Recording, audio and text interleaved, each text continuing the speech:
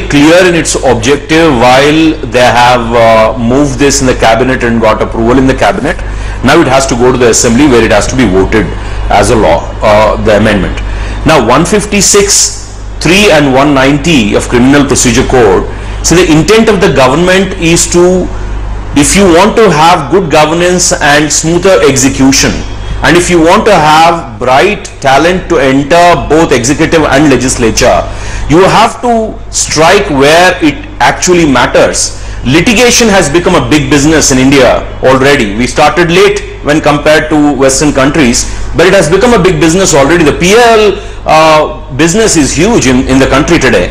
Now 1 lakh plus cases are across the country due on people's representatives and bureaucrats. Now tell me, if I have to go every day to a court to attend a PIL or a frivolous case against me, it's of great nuisance value and it costs the exchequer of the state.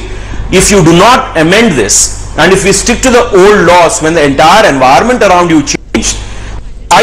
Okay. But how do we tell the difference, Krishna Saagar Rao, between what is a frivolous case and not a case, which is why you have a legal system. We're having a debate on the entire legal system when the debate is specifically on why specific people in power should be not even allowed to have an FIR against them. Jia Khairnar, what do you feel? There's a point being made by the government that we get bogged down by frivolous cases, we can't do our job. If you give me a second, I'll explain that. In just I'm coming to the life of the society. I'm saying the reason why the people's representatives and bureaucrats. Mr. Khairnar, finish your point quickly. I'm going back to Mr. Rao. Can I speak? Okay. Yeah. See, what I'm trying to say is, okay. It is hang on. Mr. Khairnar, finish your point. Mr. Rao, I'm coming to you in 10 seconds. Who in actual execute the government's. Okay.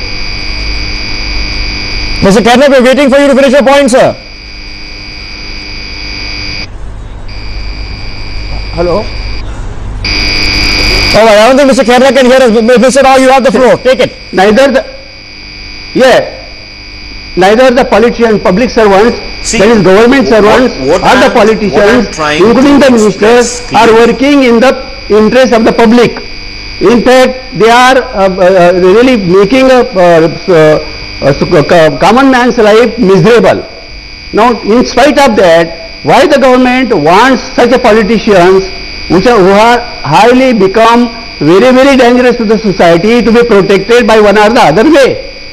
Okay, it's a species of protection, Mr. Rao, it's a species of protection. There is suspicion, sir, amongst a large number of people who are suspicious with the number of scams that occur, with the number of cash for votes, cash for MLA seats, cash for MLC seats that occur, that you are protecting politicians from the due process of law, and this will only encourage further such nefarious and illegal activity.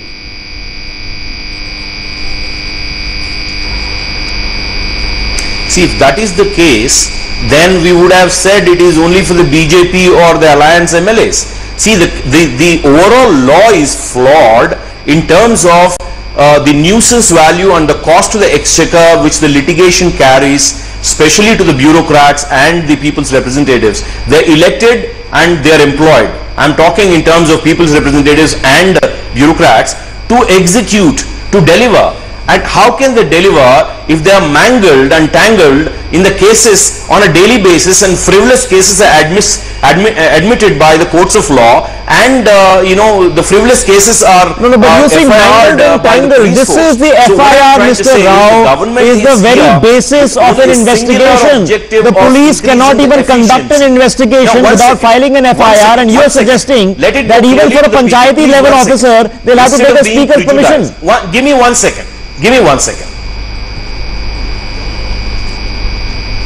See it doesn't, see this, if it is voted in, this new law doesn't stop people from complaining against people's representatives or bureaucrats. What it only does is it creates a system and a process where the actual evidence is screened before the FIR is filed. In Western countries and advanced nations, this system is already in place. See, the judiciary accepts the charge sheet from the police and then admits the case. Here it is not happening like that. Anybody can walk into all right. Let's see if the viewers of this broadcast agree with you, Mr. Rao, because in the end you have to convince them that this is not a cover-up. Joining us, Lakshmi, Vijay Kapoor from Goa. Mr. Kapoor, you go first. Common citizens also have frivolous cases against them, including frivolous cases done by the government itself. So should they also not get protection? Okay. And point number two, if Babus and MPs and MLAs are so concerned, the thing for them to do is to increase the number of judges threefold or fivefold, as per what the Law Commission has been saying for the last 20 years. Okay, that's a very astutely made observation, Mr. Kapoor. Thanks very much for joining us on this broadcast. Krishna Saagar Rao, explain. Are you trying to suggest that common people don't have frivolous cases filed against them? Why don't protect us from FIRs also?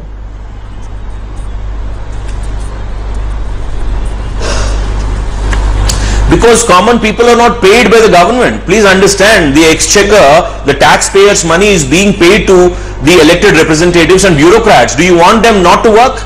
Do you want them not to deliver? No, so I don't get paid by the government, therefore I should be dragged to the court with frivolous FIRs according to what you say is frivolous. On the other end, you're not protecting the bureaucrats and the people's representatives from the frivolous cases.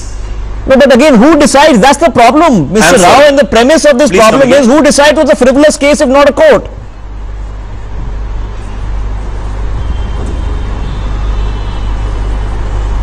See, who decided earlier? Please tell me, who decided earlier all the cases which are being admitted or admitted without screening by either a systemic process of a DA or a district attorney like in the Western nations? Here we don't have the legal system screening it. We have the police filing the FIR on somebody's application, and then again at the other end there are also private petitions and PILs admitted by the courts. So what I'm saying is Fadnavis. Okay. Okay, the premise of the argument that the Bharatiya Janata Party representing his government and party from Maharashtra on this panel is putting that it's all frivolous cases and public servants' time gets wasted, therefore public taxpayers' time gets wasted. And a reaction coming in, another very strongly critical reaction, this time from the Aam Aadmi Party in New Delhi. They are not too convinced and happy about this move. They think, in a statement they've said, that it is an attack on the basic tenet of the Constitution, a basic tenet which means you have a right to complain against an activity. If your complaint is false, it gets heard before a court, it gets dismissed. Mr. G.R. Khernar, there is surely a possibility amid the law for an amendment that would put stronger punishment for frivolous cases rather than a complete ban on FIRs. Yeah. Very true. If people say the honest people like me has worked so honestly and so hard without any corrupt practices, but I was persecuted by both by the government and harassed, not only harassed but even tried to kill me. So what politicians are not protecting? In fact, the gundas like Gauri, other Daud etc. can form the political parties and they will be politicians and they will be protected, not the honest citizens. So the government purpose is to harass further to the honest citizens, honest public servants, and take the benefits of the system for their own party and for their own self. Okay, that's a very important point, Mr. Khernar, you made, because there are several politicians that have long history sheets of gundagiri, murder, rape against them, and you're suggesting if they become MLAs or public representatives, and they do in this country, that an FIR now can't be filed against them. Fair point. More breaking developments coming in, this time from the Bharatiya Janata Party. Subramaniam Swamy has reacted to this. Subramaniam Swamy, let's listen in.